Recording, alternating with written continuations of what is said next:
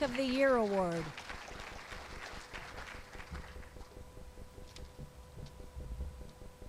Good afternoon, everyone. My name's Don Boyson. I'm from Charlevoix. This is Chris Christensen from Boyne City. We practiced earlier today, and as you can see, there's not room for both of us up here, so one's going to step back and forth.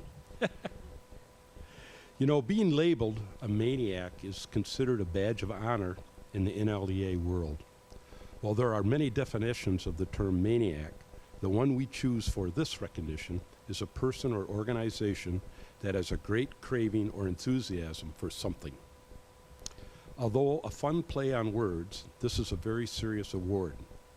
We all know to be a successful in the highest level, you really have to be a maniac. The seeds of this year's Maniac of the Year Award recipients were planted in the early 1900s when a woman by the name of Constance needed money to feed her family. To solve this problem, she learned how to grow, sell, and ship flowers. Constance had no idea she was in the beginning of an amazing entrepreneurial story. Over 100 years and 4 generations later, what began as a simple flower seed business has evolved into 27 family members involved in multiple businesses all over the United States.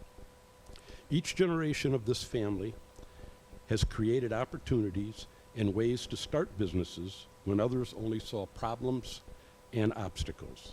This entrepreneurial approach, focused on faith, teamwork, integrity, and purpose, has been passed down from generation to generation.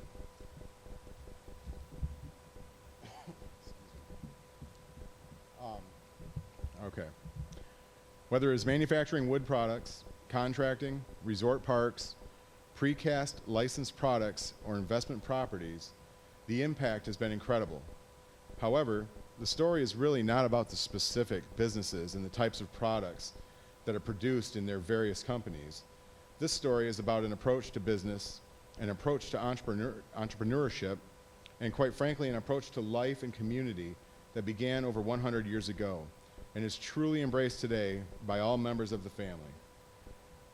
It's this multi-generational legacy of entrepreneurship that truly makes this family complete maniacs. Entrepreneurial maniacs with business roots going all the way back to the 1920s, producing consistently high quality products is a top priority and a hallmark of the Manthei family. Here's their story.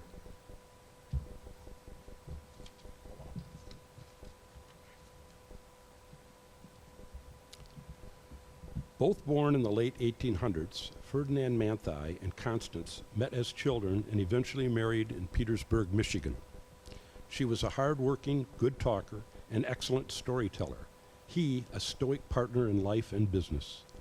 Constance came from an entrepreneurial family including ship designing, inspectors, doctors, engineer, and good farmers. Together, they had 6 children. Purchasing their first home on Grove Street in Petoskey, later establishing a homestead outside of town, which has been passed to generation after generation, and the family intends to keep it that way.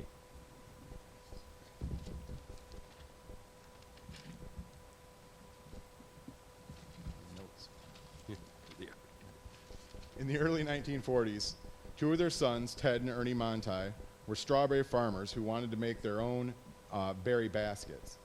After buying a veneer lathe by mistake, the brothers began manufacturing and selling veneer instead.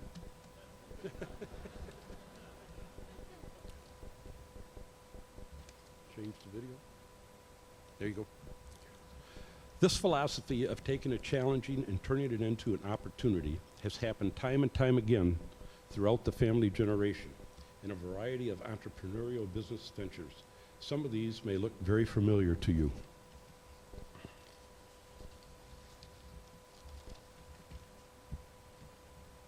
It is strong spiritual faith, hard work, determination, foresight, and intuition that drives this family. As one member said, there's a definite talent for recognizing a business opportunity and taking advantage of it. Now let's hear from the 3rd generation in their own words.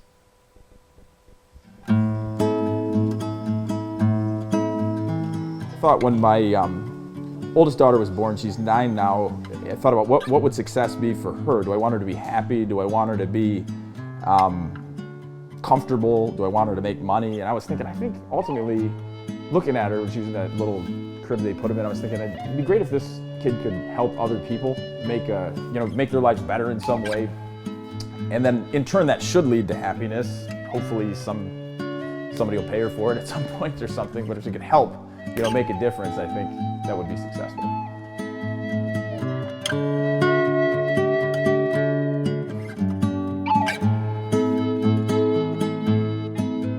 Certainly from an early age, growing up in this family, a big family value has always been hard work. As a kid that kind of sucked, but I see it as important now. Understanding your heritage, understanding your roots, and the values that have been passed down. I know that the generations before me always tried to say that your name was more valuable than, it's probably your most valuable asset. The opportunities we've been given from our parents and our grandparents have just been such a blessing for us as we've gotten started in our careers, being in the third generation in business. It's been incredible. To kind of have an ethos and be coming from somewhere, right? And so I think my grandparents were always into the idea that what they were doing was for something higher purpose. And so we've been a Christian family, and so a lot of what we do is giving back to the community through those values. Book of Proverbs in the Old Testament of the Bible, there's a proverb that talks about how slow, steady growth and keeping your hand on the plow is ultimately the greatest way to build wealth. We've really found that with our family, with businesses, that's been the case. I'm the fourth generation to have grown up in the same house. So not only is that interesting for Northern Michigan, but that's interesting for America. So the reason that is important is because when you look at the multiple generations, each generation picked up where the last left off. They didn't do what the last generation did. And that has been part of the reason why we've been able to be successful, because we're trained to continue to grow, to think bigger than where we've been. And I'm a firm believer in that what got us here will not get us there. So picking up where we left off versus doing what others did.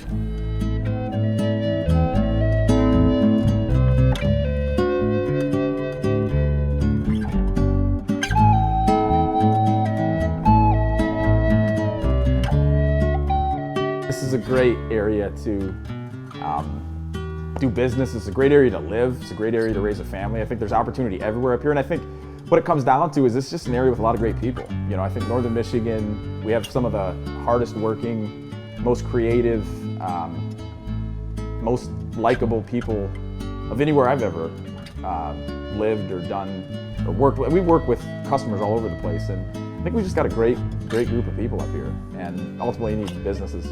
Success is going to be somewhat determined by who you're working with.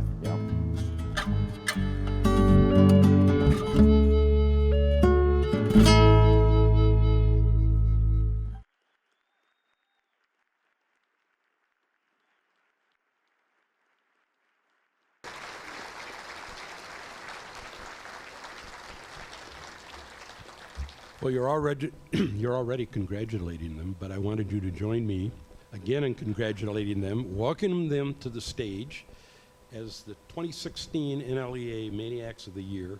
And Abe did tell me he would like to say a few words. Thanks again. Congratulations.